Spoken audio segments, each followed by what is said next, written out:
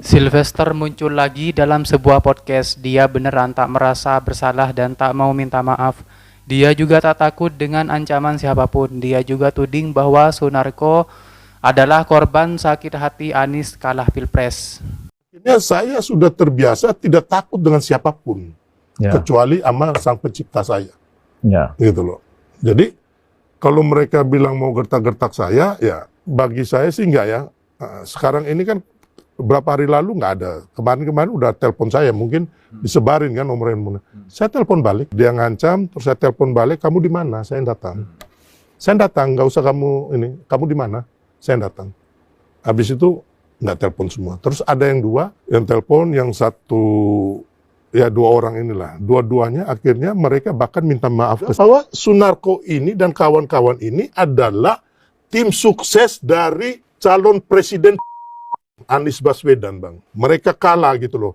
Harusnya kan legowo. Ya kalau ya perbaiki diri lah gitu loh. Minta lagi restu rakyat nanti di 2029. Kita fight lagi melawan Prabowo Gibran. Jadi omong kosong kalau mereka bilang mereka mau menyelamatkan Pak Prabowo. Coba cerita, Bang. Sebenarnya menurut saya dengan purnawirawan ya, si Pak Sunarko itu adalah bahwa saya sebagai anak bangsa memperingatkan agar Pak Sunarko ini tidak mengadu domba dan menghancurkan bangsa saya, anak cucu saya, negeri kita tercinta dengan cara-cara yang dilakukan yaitu akan menduduki MPR, DPR dan melakukan revolusi. Ya kan dalam hal ini untuk pemaksulan wapres kita Mas Gibran.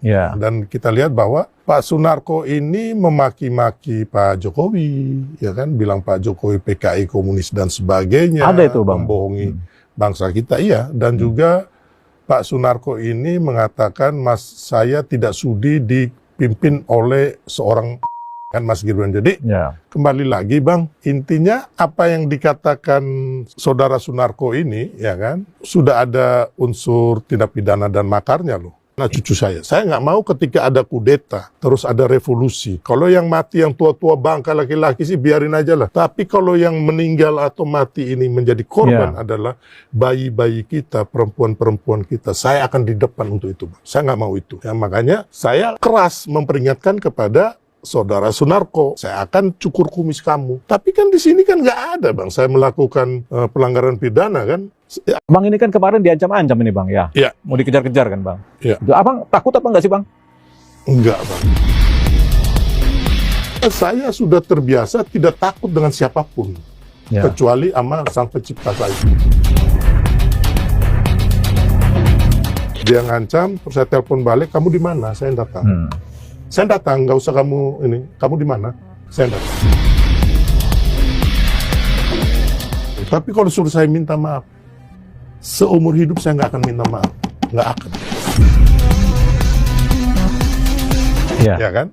Menduduki DPR, mau melakukan revolusi, terus ada unsur pencemaran nama baik terhadap pribadi seseorang, kan? Ya bilang tadi tidak mau dipimpin oleh terus Pak Jokowi dibilang PKI dan sebagainya lah. Dan kembali lagi kita tahu latar belakang Sunarko ini adalah orang yang dulu waktu Pilpres 2019 yang memimpin semacam demo hingga mengakibatkan chaos ya.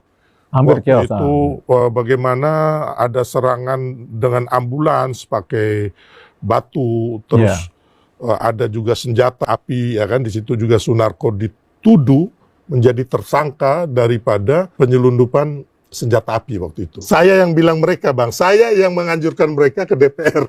Kemudian akhirnya mereka menyurati DPR MPR Nah, jadi mereka lah yang kemudian membuat surat permohonan pemakzulan permintaan pemakzulan terhadap Wapres Gibran Itu kalau boleh tahu, Bang, kalau Abang bisa dapat data dari dalam tuh isinya apa sih, Bang?